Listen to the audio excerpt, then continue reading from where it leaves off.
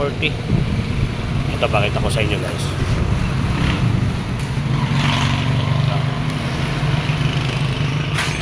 So papalitan natin to ng shock, cover ng bangko, saka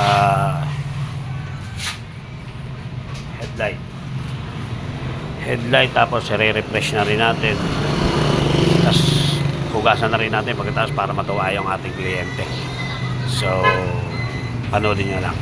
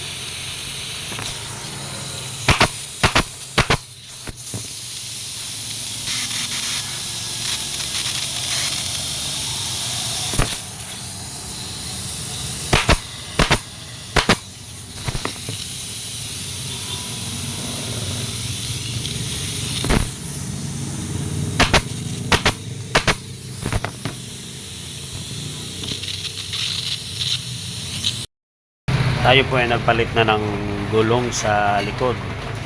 Ang gusto ni customer ay mas malaki. Saka po sa unahan, palit na rin tayo sa unahan.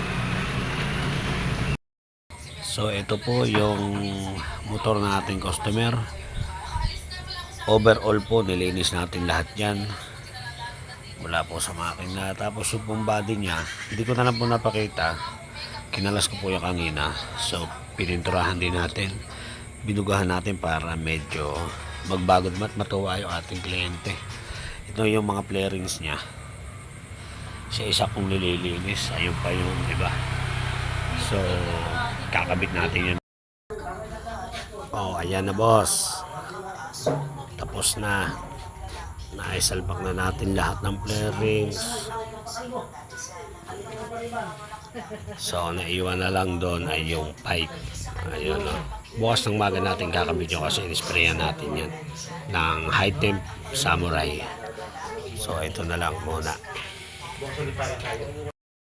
Oh, good morning. Naigamit na po natin yung pipe. Hindi po natin naigamit kagabi dahil basa pa. So ngayon kinabit na po natin. Ito na po siya ngayon.